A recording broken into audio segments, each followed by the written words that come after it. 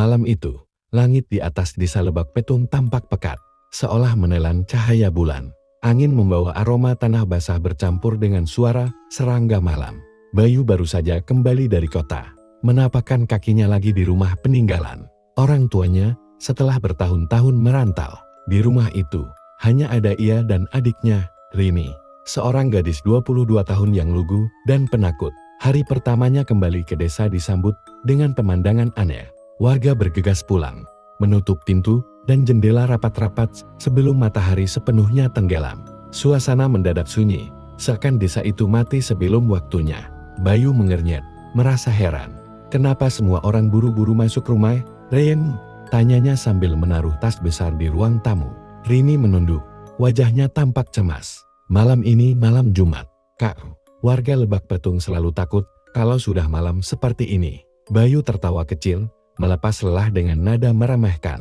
Takut kenapa? Apa ada hantu yang punya jadwal khusus keluar malam Jumat? Rini tidak ikut tertawa. Ia justru menelan ludah, lalu berbisik. Katanya, ada mayat hidup yang bangkit dari kubur. Bayu memutar bola matanya. Bagi anak muda yang sudah lama tinggal di kota, cerita semacam itu hanya terdengar konyol. Namun, di balik tawa yang ia keluarkan, Bayu sempat menangkap sorot ketakutan di wajah adiknya.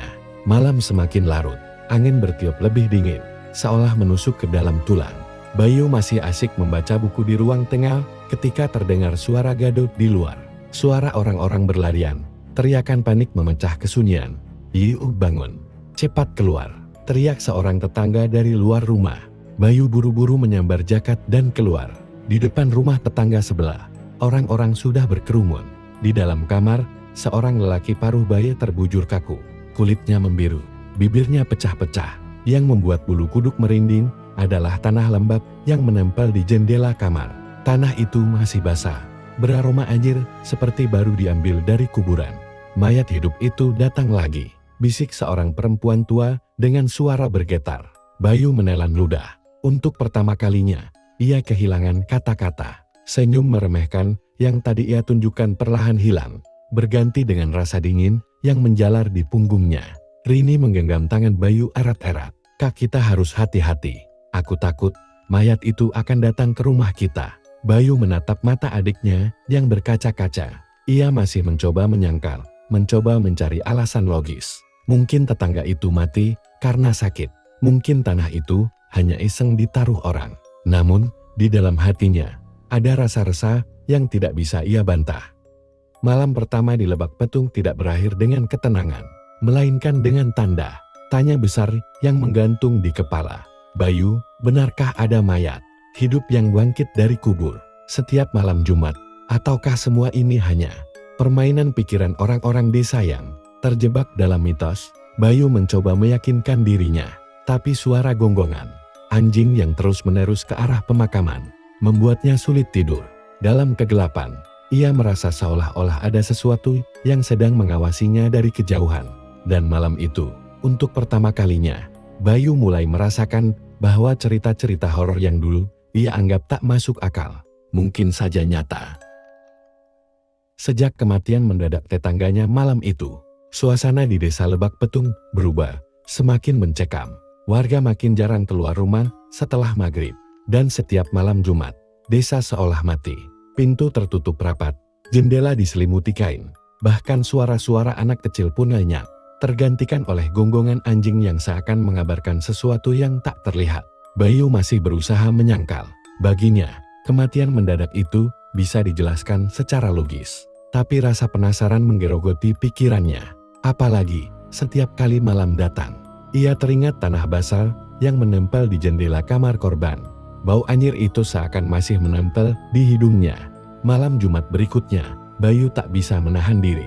Ia memutuskan untuk membuktikan sendiri, apakah cerita mayat hidup itu hanya mitos atau memang nyata. Tanpa sepengetahuan Rini, ia menyelinap keluar rumah, menyusuri jalan tanah yang menuju ke pemakaman desa. Pemakaman Lebak Petung berada di tepi hutan bambu, dikelilingi pohon-pohon petung yang menjulang tinggi. Angin malam membuat dedaunan berdesir seperti bisikan, dan setiap langkah Bayu di atas tanah basah terasa terlalu nyaring.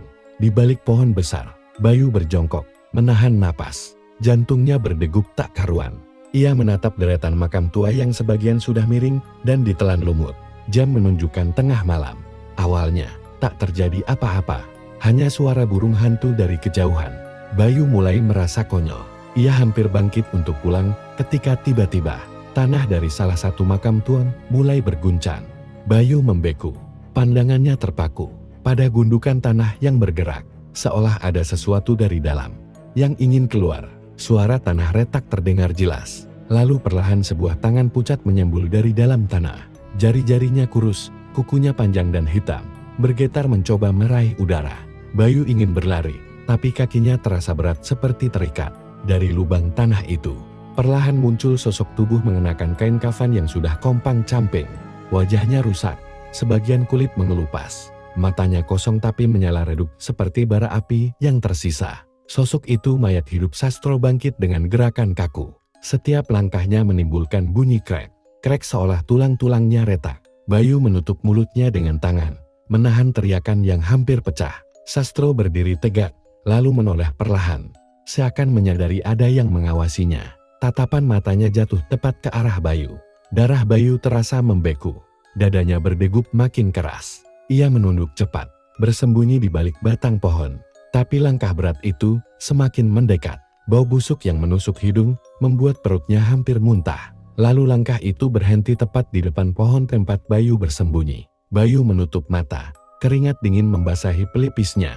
Ia bisa merasakan napas anyir dari sosok itu. Waktu seolah berjalan lambat. Namun tiba-tiba, suara gonggongan anjing dari arah desa memecah keheningan. Sastro menoleh, lalu melangkah perlahan menuju ke arah suara itu. Bayu akhirnya bisa bernapas kembali, tapi tubuhnya masih gemetar. Ia menunggu sampai sosok itu benar-benar menghilang di balik gelapnya malam. Dengan kaki lemas, Bayu berlari pulang. Matanya merah, napasnya tersengal. Ketika ia membuka pintu rumah, Rini berdiri di ruang tamu. Wajahnya pucat. "Kau ke makam Mia?" Suaranya bergetar. Bayu tak sanggup menjawab. Ia hanya terdiam, matanya kosong. Malam itu ia sadar, cerita yang dulu ia anggap tak masuk akal, kini nyata di depan matanya. Mayat hidup itu benar-benar ada, dan ia menatapnya langsung. Pagi itu, wajah Bayu masih pucat. Malam mengerikan di pemakaman masih terbayang jelas. Ia duduk di beranda rumah, menatap kosong ke arah jalan desa yang sepi. Rini meletakkan secangkir teh hangat di depannya. "Kak, aku sudah bilang, kita tidak boleh keluar malam Jumat. Itu bukan sekadar cerita orang tua." Suara Rini lirir, penuh kecemasan.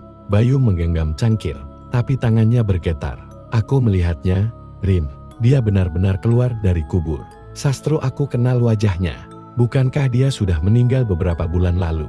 Rini mengangguk pelan. "Ya, Sastro meninggal karena sakit keras. Tapi ada yang bilang, kematiannya tidak wajar." Ucapan itu membuat Bayu mengangkat kepala. "Tidak wajar? Maksudmu apa?" Rini terdiam, lalu menunduk. "Aku tidak tahu pasti, tapi beberapa orang percaya Sastro menyimpan dendam sebelum mati. Katanya arwahnya tidak tenang." Sebelum Bayu bisa bertanya lebih jauh, seorang lelaki tua datang menghampiri. Ia adalah Pak Darmo, sesepuh desa yang dikenal bijak tapi misterius. Wajahnya dipenuhi keriput, matanya tajam menatap Bayu. "Aku dengar kau pergi ke makam semalam," ucap Pak Darmo tanpa basa-basi. Bayu tercekat di itu, hanya untuk membuktikan. Pak Darmo menarik napas panjang, lalu duduk di kursi bambu. "Kau bodoh, Nak. Mayat hidup Sastro bukan sesuatu yang boleh ditantang. Ia muncul bukan tanpa alasan. Ada kutukan lama yang kembali bangkit." "Kutukan?" Bayu mengulang dengan bingung. Pak Darmo mengangguk pelan. "Dulu, Sastro pernah berselisih dengan warga desa soal tanah warisan. Banyak yang membencinya. Tapi menjelang ajal, ia bersumpah, siapapun yang membuatnya sengsara akan ia datangi kembali setelah ia mati. Dan sumpah orang sekarat tak bisa diremehkan." Rini menggigil mendengar itu. Bayu menelan ludah, dadanya semakin sesak. Lalu kenapa dia keluar setiap malam Jumat? Apa yang dia cari? Pak Darmo menatap tajam, tumbal. Ia butuh nyawa untuk meredakan dendamnya. Kalau tidak, ia akan terus bangkit, mencari dari rumah ke rumah. Hening menyelimuti beranda. Suara burung puel terasa jauh. Bayu merasakan hawa dingin merayapi tubuhnya. Semua logika yang ia pegang mulai runtuh satu persatu. Pak Darmo lalu berdiri, menepuk bahu Bayu. Kalau kau ingin selamat, jangan pernah menatap matanya. Itu bisa menyeret jiwamu. Setelah sesapu itu pergi, Bayu dan Rini saling berpandangan. Wajah mereka sama-sama pucat, seakan baru mendengar vonis mati. Malam harinya, suasana desa kembali lengang. Angin bertiup membawa aroma anyir yang sama. Bayu berusaha menutup semua jendela, tapi gonggongan anjing terdengar lagi dari arah pemakaman. Rini merapat ke kakaknya, suaranya bergetar, "Kak, kalau malam ini dia datang ke rumah kita, apa yang harus kita lakukan?" Bayu menatap jendela yang berembun. Hatinya kacau, tapi ia tahu satu hal tidak mungkin lagi, mereka hanya bersembunyi. Mayat hidup itu akan terus datang, sampai mendapatkan yang dia inginkan. Di luar, angin membawa suara seperti langkah berat yang menyeret tanah. Semakin lama, semakin dekat. Udara di desa Lebak Petung terasa lebih dingin dari biasanya. Angin menerobos celah-celah rumah, membawa aroma anyir yang menusuk hidung. Bayu duduk di ruang tamu dengan wajah tegang. Sementara Rini bersembunyi di balik selimut, berusaha menahan rasa takut yang terus menghantui. Sejak pertemuannya dengan Pak Darmo, Bayu tidak bisa lagi tidur nyenyak. Kata-kata sang sesepuh terus berputar di kepalanya. Jangan pernah menatap matanya. Kalau tidak, jiwamu akan ikut terbawa. Menjelang tengah malam, suasana rumah mereka semakin sunyi. Tiba-tiba terdengar suara tok, tok, tok. Pelan di jendela kamar ini, Bayu yang masih terjaga langsung berdiri. Jantungnya berdetak cepat. Ia berjalan perlahan menuju kamar adiknya, lalu membuka pintu. Rini duduk di sudut ranjang dengan wajah pucat. Jari telunjuknya gemetar, menunjuk ke arah jendela. "Kak, lihat, tanah-tanahnya." Bayu menoleh. Di sisi luar jendela, tanah basah menempel, seperti baru dilemparkan dengan paksa. Aroma kuburan menyebar memenuhi kamar. Perlahan, suara langkah berat terdengar dari luar rumah. Krek-krek. Suara itu seperti tulang patah yang dipaksa bergerak. Bayu langsung menutup jendela rapat-rapat, menarik Rini menjauh. Namun, suara itu semakin dekat. Dari celah dinding bambu, Bayu bisa melihat sekilas. Sosok itu kembali, Sastro. Tubuhnya membusuk. Kain kafan sobek terseret di tanah. Wajahnya hancur dengan mata kosong yang menyala redup. Bayu menahan napas, mengingat pesan Pak Darmo. Jangan menatap matanya. Tapi Sastro berhenti tepat di depan jendela kamar ini. Nafas anyirnya terdengar jelas, menimbulkan hawa dingin yang menusuk hingga ke tulang. Rini bersembunyi di belakang Bayu, tubuhnya bergetar hebat. Namun tiba-tiba, mata Sastro menoleh lurus ke arahnya. Dan untuk sesaat, waktu seolah berhenti. "Rin, jangan lihat matanya," teriak Bayu sambil menutup wajah adiknya. Namun sudah terlambat. Rini sempat menatap sekilas ke mata kosong itu. Seketika tubuhnya kaku, matanya melotot, wajahnya pucat pasi. Ia pingsan dalam genggaman Bayu. Sastro mengeluarkan suara erangan berat, seperti rintihan dari alam lain. Lalu perlahan ia mundur, langkahnya menjauh, hingga lenyap ke arah pemakaman. Bayu menatap adiknya yang tak sadarkan diri. Keringat dingin mengucur deras di dahinya. Ketika akhirnya Rini terbangun menjelang subuh, tubuhnya lemah, wajahnya pucat, dan matanya kosong. "Kak, dia menatapku." Suara Rini lirih, hampir tak terdengar. Bayu memeluk adiknya erat-erat. Ia tahu, Sastro telah memilih Rini, dan itu berarti waktunya tidak banyak. Sejak malam mengerikan itu, Rini jatuh sakit. Tubuhnya semakin lemah, matanya sayu, dan kulitnya pucat seperti tersedot cahaya hidupnya.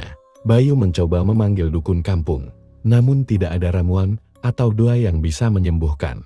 Semua orang hanya berbisik-bisik, itu sudah tanda dia dipilih oleh Sastro. Bayu tidak bisa menerima itu. Ia yakin ada jalan lain. Pagi-pagi sekali, ia pergi ke rumah Mbah Wiryo, dukun tua yang dulu sering membantu warga Lebak Petung dalam urusan gaib. Rumah Mbah Wiryo berada di pinggir desa, dikelilingi kebun bambu yang rimbun, membuat suasananya terasa dingin dan menyeramkan. Saat Bayu mengetuk pintu, suara berat dari dalam menyambutnya. "Masuklah, Bayu, aku sudah tahu kau akan datang." Bayu melangkah masuk dengan hati berdebar. Mbah Wiryo duduk bersila di lantai, di hadapannya tersusun dupa yang mengepul tipis. Wajahnya keriput, matanya redup namun tajam seakan bisa menembus hati siapapun. "Apa yang terjadi pada adikku, Mbah? Kenapa Sastro memilih dia?" Bayu langsung bertanya tanpa basa-basi. Mbah Wiryo menutup mata sejenak, lalu berucap lirih, "Sastro tidak mati," dengan tenang. Ia dikubur dengan kebohongan. Itu sebabnya arwahnya terjebak di antara dunia orang hidup dan mati. Bayu tertegun. Kebohongan. Maksud Mbah Wiryo menghela napas panjang. Dulu, Sastro difitnah. Ia dituduh mencuri emas milik kepala desa lama. Warga yang marah memukulinya, lalu menguburnya hidup-hidup. Padahal sebenarnya, emas itu disembunyikan oleh orang lain. Seseorang yang punya kuasa. Kata-kata itu membuat darah Bayu berdesir. Ia teringat percakapan samar antara kakeknya dulu dengan beberapa tetua desa. Namun waktu itu, ia masih kecil, tak mengerti arti sesungguhnya. Kini, potongan-potongan memori itu terasa makin jelas. "Mbah, apakah kakekku tahu soal ini?" tanya Bayu dengan suara bergetar. Mbah Wiryo membuka mata, menatap Bayu tajam. "Bukan hanya tahu, kakekmu ikut menyembunyikan kebenaran. Ia bagian dari sidang desa yang menghukum Sastro tanpa bukti." Bayu terdiam, tubuhnya gemetar. Sebuah kenyataan pahit menghantamnya. Keluarganya ternyata bagian dari dosa besar yang kini berbuah kutukan. "Lalu bagaimana aku bisa menyelamatkan Rinel?" Suaranya lirih, penuh keputusasaan. Mbah Wiryo menunduk. "Arwah Sastro tidak butuh tumbal, Nak. Ia butuh kebenaran. Jika kebenaran itu tidak diungkap, dendamnya akan terus mencari korban. Dan sekarang, adikmu yang jadi sasarannya." Henning menutup ruangan. Bayu merasa dadanya sesak, seolah dunia runtuh di atas kepalanya. Ia menatap asap dupa yang berputar di udara, lalu menggenggam erat tangannya sendiri. Jika ingin menyelamatkan Rini, ia harus membuka luka lama yang selama ini ditutup rapat oleh desa. Namun itu berarti ia harus berhadapan dengan Pak Darmo dan para tetua yang ingin rahasia itu tetap terkubur. Sementara itu, di rumah, Rini kembali terbangun dari tidurnya dengan mata kosong. Ia berbisik lirih, seakan berbicara pada sosok yang tak terlihat. "Dia memanggilku dari dalam tanah." Bayu berjalan menuju rumah Pak Darmo dengan hati yang berkecamuk. Kata-kata Mbah Wiryo masih terngiang jelas di kepalanya. "Kakekmu ikut menghukum Sastro. Jika kau ingin menyelamatkan Rini, kebenaran itu harus dibuka." Rumah Pak Darmo terletak di tengah desa, besar dan kokoh. Berbeda dengan rumah warga lain yang sederhana. Saat Bayu tiba, ia melihat Pak Darmo duduk di beranda, menyalakan rokok dengan wajah tenang. Namun tatapan matanya penuh curiga saat melihat kedatangan Bayu. "Bayu, malam-malam begini kau datang? Ada apa?" Suara Pak Darmo dalam, berat, dan penuh wibawa. Bayu berdiri tegak, berusaha menahan amarahnya. "Saya ingin tahu kebenaran tentang Sastro, Pak. Jangan bilang pada saya kalau Bapak tidak tahu apa yang sebenarnya terjadi." Pak Darmo menghela napas panjang, lalu tersenyum tipis. "Kebenaran, anak muda. Ada hal-hal yang lebih baik tetap terkubur. Kalau begitu kenapa adik saya harus jadi korban?" bentak Bayu. Suaranya bergetar, matanya memerah menahan emosi. "Rini dipilih oleh arwah Sastro dan semua ini karena dosa kalian dulu." Pak Darmo terdiam sejenak, lalu memukul meja kayu di depannya hingga bunyinya menggema. "Cukup, jangan lancang kau bicara soal itu di sini. Apa kau ingin seluruh desa kacau lagi?" Bayu tidak mundur. "Saya tidak peduli. Kalau Bapak dan tetua lain tidak mau bicara, saya sendiri yang akan menggali kebenarannya. Sastro tidak mati dengan wajar, dan kalian semua tahu itu." Pak Darmo bangkit dari kursinya, wajahnya memerah, urat lehernya menegang. Untuk sesaat, suasana menjadi tegang, seolah angin malam berhenti berhembus. Hanya suara jangkrik dari kejauhan yang terdengar. Akhirnya, dengan nada lirih, tapi penuh tekanan, Pak Darmo berkata, "Kalau kau terus mencari-cari, kau bukan hanya akan kehilangan adikmu, kau sendiri bisa jadi sasaran berikutnya." Kata-kata itu membuat Bayu merinding. Namun tekadnya tidak goyah. Ia menatap Pak Darmo lurus, lalu berkata pelan tapi tegas, "Saya tidak takut, Pak. Lebih baik saya mati daripada membiarkan adik saya jadi tumbal dosa kalian." Bayu kemudian berbalik meninggalkan rumah itu, membiarkan Pak Darmo terdiam dalam kegelapan berandanya. Dari balik tirai jendela, sosok seorang wanita tua istri Pak Darmo memperhatikan percakapan itu dengan mata penuh ketakutan. Di perjalanan pulang, Bayu merasa langkahnya berat. Udara terasa menekan, seperti ada yang mengawasi dari balik pepohonan. Tiba-tiba angin kencang berhembus, disertai suara samar lirih, seperti bisikan dari dalam tanah. "Bayu, gali aku," ungkapkan. Bayu berhenti, menoleh ke kanan kiri. Tak ada siapapun. Namun ia tahu itu suara Sastro. Dan kini, arwah itu tidak hanya mengincar Rini, tapi juga mendorong Bayu untuk membuka rahasia kelam desa Lebak Petung. Setelah pertemuan panas dengan Pak Darmo, Bayu tidak bisa tidur. Kata-kata Sastro yang samar terdengar di telinganya. "Gali aku, ungkapkan," terus mengganggu pikirannya. Rini terbaring lemah di ranjang. Wajahnya semakin pucat, seolah tiap helaan napasnya dihisap oleh sesuatu yang tak kasat mata. Sesekali, ia bergumam lirik, memanggil nama Sastro dalam tidurnya. Bayu menggenggam tangan adiknya erat. "Aku janji, Rin, aku akan hentikan semua ini." Dengan tekad bulat, Bayu mengambil cangkul tua yang tergantung di dapur. Ia berjalan keluar rumah, menembus pekatnya malam desa Lebak Petung. Angin dingin bertiup, membawa aroma basah dari tanah dan bambu yang bergoyang pelan. Pemakaman desa berada di ujung jalan setapak yang gelap. Hanya cahaya bulan yang samar menerangi langkah Bayu. Setiap kali ia melangkah, suara ranting patah dan serangga malam seakan memperingatkannya untuk mundur. Namun tekadnya tidak goyah. Akhirnya ia tiba di makam Sastro. Nisan kayu sederhana berdiri miring, sebagian tertutup lumut. Bayu menancapkan cangkul ke tanah, lalu mulai menggali. Krek-krek, suara cangkul menembus tanah kering bergema di keheningan malam. Keringat dingin membasahi tubuhnya, meski udara begitu menusuk. Semakin dalam ia menggali, semakin kuat aroma anyir menusuk hidungnya. Tiba-tiba, angin berhembus kencang, membuat dedaunan bergemuruh. Bayu berhenti sejenak, menoleh ke sekitar, seperti ada bayangan hitam yang berkelebat di antara pepohonan. Namun ia tetap melanjutkan, sampai akhirnya, cangkulnya mengenai sesuatu yang keras bluk. Bayu segera menggunakan tangannya untuk mengais tanah. Jantungnya berdebar kencang ketika terlihat kain putih kafan yang sudah menghitam, membungkus tubuh yang membusuk. Saat itu juga, suara lirih terdengar di telinganya, meski tidak ada siapapun di sekitarnya. "Terima kasih Bayu." Bayu terkejut, tangannya gemetar. Ia menatap mayat itu, lalu menyadari sesuatu. Ada tali tambang kasar yang masih melilit di pergelangan tangan Sastro. Tanda bahwa ia benar-benar dikubur dalam keadaan hidup. Air mata Bayu mengalir deras. "Ya Tuhan, jadi benar. Kalian menguburnya hidup-hidup." Namun sebelum ia bisa berpikir lebih jauh, tanah di sekelilingnya bergetar pelan. Suara erangan berat terdengar dari dalam liang, meski mayat Sastro tetap diam. Bayu mundur ketakutan, tubuhnya gemetar hebat. Tiba-tiba, suara gonggongan anjing menggema dari kejauhan. Makin lama makin mendekat.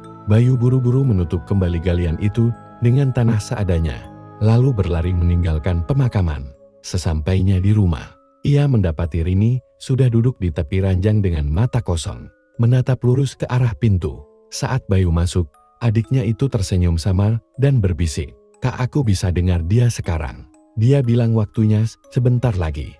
Bayu merasakan darahnya berhenti mengalir. Ia tahu, waktu untuk menyelamatkan Rini semakin menipis. Bayu tidak bisa lagi memandang para tetua desa dengan cara yang sama. Bukti bahwa Sastro dikubur hidup-hidup menghantam hatinya dengan rasa marah, sekaligus jijik. Kini ia yakin, para tetua termasuk Pak Darmo menyembunyikan dosa besar. Pagi itu, Bayu memberanikan diri menghadiri pertemuan warga yang digelar di balai desa. Rini yang masih lemah ia titipkan pada seorang tetangga. Balai desa penuh dengan warga yang wajahnya cemas. Di depan, duduk para tetua dengan wajah kaku. Sementara Pak Darmo berdiri, membuka pertemuan. "Saudara-saudaraku," ucapnya lantang. "Kita semua tahu keadaan desa semakin mencekam. Setiap malam Jumat, ada korban. Kita harus bersatu. Jangan terpecah oleh ketakutan." Bayu mengepalkan tangannya, lalu berdiri. Suaranya bergetar namun tegas. "Bersatu, atau menutupi kebenaran, Pak Darmo." Semua kepala menoleh padanya. Ruangan yang semula riuh langsung hening. "Apa maksudmu, Bayu?" tanya salah satu tetua dengan nada curiga. Bayu menatap mereka satu persatu. "Aku sudah melihat sendiri. Sastro tidak mati wajar. Dia dikubur hidup-hidup dengan tangan terikat tali tambang. Itu bukan kematian, itu pembunuhan." Geger terdengar di antara warga. Bisik-bisik memenuhi balai desa. Beberapa wajah berubah pucat. Para tetua saling pandang dengan wajah panik. Pak Darmo mengetuk meja dengan keras. "Diam semua. Jangan dengarkan omong kosong anak ini. Itu fitnah." Bayu maju selangkah. "Fitnah? Kalau begitu, siapa yang mengikat tangan Sastro sebelum ia dimakamkan?" Siapa yang memutuskan tanpa bukti dan menguburnya hidup-hidup? Suasana semakin panas. Seorang warga tua akhirnya berdiri. Suaranya bergetar. Aku ingat malam itu. Sastro memang dibawa ke balai desa. Tapi aku tidak pernah melihat emas yang katanya dia curi. Semua hanya kata kepala desa lama dan tetua. Pak Darmo menoleh tajam. Matanya menyala penuh amarah. Cukup, jangan ungkit-ungkit masa lalu. Semua itu sudah diputuskan demi kebaikan desa. Bayu menunjuk Pak Darmo dengan gemetar. Demi kebaikan desa, atau demi menutupi dosa kalian sendiri? Tiba-tiba, udara di dalam balai desa berubah dingin. Lilin-lilin yang menyala redup bergoyang, lalu padam satu persatu. Suara erangan berat menggema dari luar, membuat semua orang membeku. Dia ada di sini, bisik salah satu warga dengan suara tercekat. Dari jendela, terlihat bayangan tinggi dengan kain kafan compang-camping. Sosok Sastro berdiri di luar balai desa. Matanya kosong menyala redup, menatap ke arah kerumunan.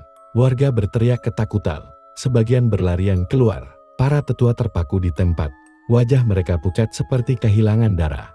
Bayu menatap Sastro dengan tubuh gemetar. Namun kali ini ia tidak mundur. Ia tahu, arwah itu tidak hanya menuntut dendam, tapi juga kebenaran. Lihatlah, teriak Bayu pada semua orang. Dia tidak akan berhenti sebelum kalian mengaku. Kebenaran harus diungkap. Sastro mengangkat tangannya yang masih terikat tali tamban, seolah menunjukkan bukti bisu dari penderitaannya. Erangan beratnya menggema, membuat tanah di sekitar balai desa bergetar pelan. Dan malam itu, seluruh warga akhirnya sadar. Dosa lama yang mereka biarkan terkubur kini bangkit untuk menagih pertanggungjawaban. Setelah penampakan Sastro di balai desa malam itu, desa Lebak Petung tak lagi sama. Warga dilanda ketakutan, tapi juga mulai terbelah. Ada yang percaya Bayu, ada pula yang tetap membela para tetua. Pagi hari, jalanan desa ramai dengan bisik-bisik. Beberapa warga berkumpul di rumah Bayu, menanyakan kebenaran ceritanya. Seorang ibu paruh baya menangis sambil berkata, kalau Sastro bisa kembali, berarti semua korban lain pun. Mereka juga belum tenang, Nak Bayu. Namun di sisi lain, kelompok warga yang setia pada Pak Darmo menganggap Bayu hanya menyebar fitnah. Mereka berkata arwah yang muncul hanyalah jin penjelmaan, ingin memecah belah desa. Sore harinya, Bayu didatangi Rahman, pemuda sebaya yang sejak kecil menjadi sahabatnya. Wajahnya cemas. Bayu, kau harus hati-hati. Banyak warga yang mulai menganggapmu pembawa sial. Katanya sejak kau datang, gangguan semakin parah. Bayu menatapnya dengan sorot mata lelah. Aku tidak peduli, Man, yang aku tahu. Sastro tidak bersalah, dan Reni. Dia jadi korban berikutnya, kalau aku diam saja. Rahman terdiam. Ia tahu Bayu tidak berbohong, tapi ketakutan membuatnya sulit menentukan keberpihakan. Malam itu, Bayu kembali duduk di samping Reni. Gadis itu semakin kurus. Matanya cakun, tapi senyumnya aneh seolah bukan miliknya sendiri. Sesekali ia bergumam, dia dekat. Sangat dekat. Bayu menggenggam tangan adiknya erat, berbisik lirih. Bertahanlah, Rin, aku akan bawa kebenaran ini sampai akhir. Keesokan malam, warga kembali dipanggil ke balai desa. Kali ini, suasananya jauh lebih tegang. Di tengah ruangan, Pak Darmo berdiri dengan wajah muram, namun penuh wibawa. Kita harus bersatu melawan gangguan arwah jahat ini. Dan sumber masalahnya jelas, Bayu. Beberapa warga langsung bersorak mendukung, menuding Bayu sebagai penyebab kekacauan. Namun kelompok lain berteriak membela. Jangan salahkan dia, justru dia yang membuka mata kita. Keributan pecah, suara teriakan bercampur tangis. Dua kelompok warga saling hujat, bahkan hampir baku hantam. Bayu maju ke depan, menatap Pak Darmo dengan mata merah karena marah. Kalau aku dianggap yang masalah, silakan. Tapi jawab dulu, Pak Darmo, siapa yang memutuskan mengubur Sastro hidup-hidup? Katakan pada semua orang di sini. Pak Darmo menegang, urat di lehernya menonjol. Para tetua lain menunduk, tak berani bicara. Tiba-tiba, lampu di balai desa padam. Hanya cahaya bulan yang masuk dari jendela. Suara langkah kaki berat terdengar dari luar. Makin lama makin dekat. Warga langsung terdiam ketakutan. Bayangan Sastro kembali muncul di ambang pintu. Kali ini lebih jelas. Wajahnya pucat membiru dengan mulut yang terbuka lebar, mengeluarkan suara lirih. Pengkhianat. Semua warga berteriak panik. Sebagian langsung lari tunggang langgang. Sebagian lain bersembunyi di sudut ruangan. Para tetua terpaku, tubuh mereka gemetar hebat. Bayu berdiri tegak, meski jantungnya hampir pecah. Aku tahu kau ingin mereka mengaku, Sastro. Malam ini, aku akan pastikan kebenaran tidak lagi ditutup-tutupi. Sastro menatap ke arah para tetua. Tangannya yang terikat tambang menunjuk mereka satu persatu. Ruangan dipenuhi suara erangan berat bercampur ratapan warga. Dan malam itu, desa Lebak Patung resmi terbelah antara yang ingin kebenaran terungkap dan yang ingin mempertahankan kebohongan dengan darah sekalipun. Setelah penampakan Sastro di balai desa, ketegangan kian memuncak. Bayu berjalan pulang dengan tubuh gemetar. Sementara Rini terus bergumam dalam tidurnya, dia menunggu pengakuan. Dia tidak akan tenang sebelum mereka bicara. Bayu tahu waktunya hampir habis. Keesokan harinya, beberapa warga yang percaya pada Bayu datang diam-diam ke rumahnya. Mereka membawa cerita yang selama ini ditutup rapat. Seorang bapak tua bernama Pak Wiryo bergetar saat bicara. Anak muda, aku harus jujur. Malam sebelum Sastro dikubur, ada pertemuan rahasia para tetua. Aku melihatnya sendiri. Mereka tidak pernah menemukan emas yang katanya dicuri. Itu semua hanya alasan.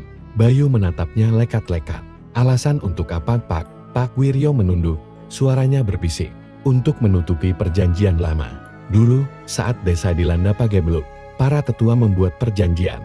Dengan sesuatu dari alas wangi, mereka berjanji memberi tumbal manusia setiap 10 tahun. Sastro dipilih sebagai korban berikutnya. Bayu tertegun. Suara Rini bergema lagi di benaknya. Kata-kata yang ia ucapkan dalam tidur. Aku, tumbal berikutnya. Jadi benar. Bayu berbisik ngeri. Mereka mengorbankan Sastro. Bukan karena ia bersalah, tapi demi perjanjian terkutuk itu. Pak Wiryo mengangguk. Wajahnya penuh penyesalan. Aku pengecut. Aku hanya diam waktu itu. Tapi melihat Sastro kembali, aku tak sanggup lagi memendam rahasia ini. Malam harinya, Bayu kembali ke balai desa. Ia tidak sendiri. Puluhan warga yang mulai berani ikut bersamanya, membawa obor dan rasa marah. Pak Darmo dan para tetua terkejut melihat kerumunan itu. Apa-apaan ini? Bentaknya. Bayu maju. Suaranya lantang. Kami sudah tahu semuanya. Sastro bukan pencuri. Ia korban perjanjian kalian dengan makhluk alas wangi. Warga bergemuruh. Sebagian meneriaki para tetua dengan marah. Pak Darmo berusaha tenang, namun wajahnya pucat. Kalian tidak mengerti. Semua ini demi keselamatan desa. Kalau tumbal tidak diberikan, pagebluk akan kembali. Kalian semua akan mati. Bayu menatapnya dengan sorot mata tajam. Dan untuk itu kalian tega mengubur orang yang tidak bersalah. Itu keselamatan atau dosa? Suasana semakin panas. Beberapa warga mulai maju, ingin menyeret para tetua. Namun tiba-tiba, suara angin kencang mengguncang balai desa. Obor padam serentak. Dalam gelap, terdengar erangan panjang, berat, membuat bulu kuduk semua orang berdiri. Dari pintu, sosok Sastro kembali muncul. Kali ini lebih mengerikan. Kain kafannya kompang-camping. Tanah basah menetes dari tubuhnya. Matanya kosong, menyala hijau pucat. Semua warga berteriak ketakutan. Para tetua jatuh berlutut, wajah mereka pucat pasi. Sastro mengangkat tangan, menunjuk Pak Darmo. Suara parau bergema dari mulutnya. Pengkhianat, kau yang memilih aku. Demi perjanjian busukmu. Pak Darmo gemetar. Air matanya jatuh. Aku terpaksa. Kalau tidak, kita semua. Namun sebelum ia menyelesaikan kalimatnya, tanah di bawah balai desa bergetar. Dari celah lantai kayu, muncul aroma busuk bercampur angin panas. Seperti ada sesuatu yang lebih besar, lebih tua, yang ikut bangkit dari kedalaman bumi. Bayu menyadari dengan ngeri. Arwah Sastro bukan satu-satunya yang menuntut malam itu. Makhluk dari alas wangi juga mulai menagih janji. Ketakutan. Warga berdesakan di sudut. Sementara para tetua berlutut gemetar. Bayu berdiri di tengah ruangan, dadanya naik turun cepat, mencoba menahan teror yang menggerogoti nyalinya. Sosok Sastro berdiri di pintu dengan wajah membusuk, matanya menyala hijau pucat. Tapi kali ini bukan hanya dia. Dari celah lantai kayu, terdengar suara retakan. Lalu muncul kabut pekat bercampur bau busuk. Angin dingin menyapu, membuat semua orang menggigil. Tiba-tiba, suara berat menggema dari bawah tanah. Bukan suara manusia, melainkan sesuatu yang jauh lebih purba. Tumbal belum lunas. Suara itu membuat telinga berdengung. Beberapa warga menutup telinga sambil menangis histeris. Pak Darmo memukul lantai dengan tangannya. Air matanya bercucuran. Aku sudah memberikan Sastro. Aku sudah tepati janji. Jangan ganggu kami lagi. Sastro menoleh ke arahnya. Lalu tertawa lirih. Suara Paro bercampur geraman. Bukan janji itu yang kau tepati. Kau berkhianat pada darah sendiri. Bayu terperanjat. Apa maksudmu? Seorang tetua lain yang sudah tua renta akhirnya bicara dengan suara bergetar. Sastro, dia sebenarnya bukan sekadar warga biasa. Dia cucu dari Kuncen Lama yang dulu menjaga perjanjian. Karena garis keturunannya, darahnya dianggap paling kuat untuk persembahan. Itu sebabnya dia dipilih. Warga terdiam, sebagian menangis. Bayu merasa darahnya mendidih. Jadi kalian tidak hanya membunuh orang tak bersalah. Kalian juga mengkhianati kepercayaan sendiri. Pak Darmo menjerit. Wajahnya penuh putus asa. Kalau tidak begitu, desa ini sudah hancur. Kami hanya mengikuti apa yang diminta. Makhluk itu, tanah bergetar semakin keras. Dari celah lantai, muncul tangan-tangan hitam berurat, berusaha meraih siapa saja di dekatnya. Warga menjerit panik dan berlarian keluar. Sastro melangkah maju, meski tubuhnya sudah membusuk. Tangannya yang masih terikat tambang menunjuk ke arah para tetua. Suaranya bergema, menuntut. Giliranku sudah lunas. Kini giliran kalian. Tangan-tangan hitam itu menyambar dua tetua yang berlutut. Mereka menjerit neri. Tubuhnya terseret ke bawah lantai. Jeritan mereka terputus, meninggalkan darah yang merembes di sela papan kayu. Bayu menutup mulutnya. Tubuhnya bergetar hebat, tapi matanya terus mencari. Rine, ia sadar adiknya tidak ada di antara warga yang melarikan diri. Saat ia berlari keluar balai desa, pandangannya membeku. Rini berdiri di bawah pohon waringin besar di halaman. Tubuhnya tegak kaku, matanya kosong, wajahnya pucat, bibirnya bergerak pelan. Kak, waktuku hampir habis. Dia memanggilku. Bayu berlari menghampiri, memeluk adiknya dengan air mata bercucuran. Tidak, Rin. Aku tidak akan biarkan kau jadi tumbal. Aku akan lawan mereka. Namun suara berat dari dalam bumi kembali menggema. Lebih keras, lebih menakutkan. Tumbal harus. Darah muda. Bayu sadar, makhluk alas wangi kini menagih Rini. Malam itu, di bawah cahaya bulan yang pucat, Bayu bersumpah dalam hati. Ia akan melawan perjanjian terkutuk itu, meski harus mempertaruhkan nyawanya sendiri. Langit malam di desa Lebak Petung mendadak kelam. Awan hitam bergulung menutupi bulan. Hanya sesekali kilat menyambar, memperlihatkan bayangan mengerikan di sekitar balai desa. Warga sudah tercerai-berai. Sebagian bersembunyi di rumah, sebagian melarikan diri keluar desa. Bayu berdiri di bawah pohon waringin, memeluk Rini yang tubuhnya kaku. Dari bawah tanah, suara berat makhluk alas wangi terus bergema. Tumbal darah muda, lunasi janji. Rini menoleh perlahan, matanya kosong, seakan bukan dirinya. Kak, aku harus pergi. Kalau tidak, desa ini hancur. Bayu mengguncang bahunya, air matanya jatuh deras. Tidak, kau tidak bersalah, Rain. Mereka yang harus menanggung semua ini. Tiba-tiba, tanah di sekitar balai desa pecah. Dari celah retakan, muncul sosok raksasa berwarna hitam pekat. Tubuhnya berlapis tanah basah dan akar-akar menjulur. Matanya merah menyala, mulutnya penuh taring seperti batu cadas. Suaranya mengguncang dada semua orang yang masih tersisa. Janji tumbal, darah muda. Sastro muncul berdiri di depan Bayu. Tubuhnya masih membusuk, tapi sorot matanya penuh amarah. Ia menatap makhluk itu dan berkata parau, aku sudah cukup. Jangan ambil yang tidak bersalah. Ambil mereka yang mengikat janji busuk itu. Tangannya menunjuk ke arah para tetua yang tersisa. Pak Darmo dan dua orang lainnya masih berlutut. Wajah mereka penuh teror. Makhluk alas wangi mirang. Lalu tangan hitam raksasanya menyambar. Para tetua menjerit histeris saat tubuh mereka terangkat. Lalu ditelan ke dalam retakan bumi yang berapi.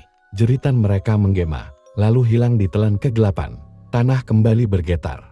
Bayu memeluk Rini erat.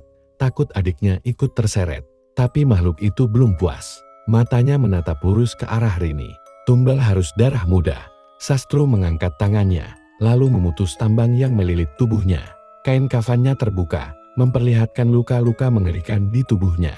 Ia menatap Bayu sejenak. Lindungi adikmu, aku, yang akan menutup perjanjian ini. Sebelum Bayu sempat mencegal, Sastro melompat ke arah makhluk alas wangi. Tubuh busuknya diterkam tangan hitam itu. Namun bukannya melawan, ia justru merelakan dirinya. Merangkul makhluk itu erat-erat. Suara ledakan gaib menggema. Api hijau menyala dari dalam retakan, menerangi seluruh desa. Makhluk alas wangi mengaum panjang. Suaranya memekakkan telinga. Lalu perlahan tubuh raksasanya hancur. Ditelan cahaya dan kabut pekat. Sastro menoleh sekali lagi ke arah Bayu dan Rini, senyumnya tipis. Meski wajahnya sudah tak berbentuk sempurna. Janji berakhir. Jaga desa ini. Jangan ulangi. Tubuhnya lalu hancur bersama makhluk itu, menghilang ke dalam bumi. Retakan menutup dengan gemuruh, meninggalkan tanah basah, dan sunyi mencekam. Fajar menyingsing di desa Lebak Petung. Langit merah muda menggantikan malam kelam yang penuh teror. Warga keluar perlahan dari persembunyian. Wajah mereka letih, namun lega. Bayu duduk di samping Rini yang kini tertidur pulas. Wajah adiknya tenang, beban kutukan seakan hilang dari tubuhnya. Pak Wiryo menghampiri, menunduk penuh penyesalan. Desa ini berhutang pada Sastro. Kita semua harus menebus dosa ini. Dengan hidup jujur dan tanpa perjanjian terkutuk lagi. Bayu menatap makam sederhana di ujung pemakaman. Tempat ia semalam menemukan kebenaran. Hatinya perih, tapi juga lega. Sastro akhirnya tenang. Namun di kejauhan, pohon-pohon alas wangi bergoyang pelan. Seolah masih menyimpan rahasia.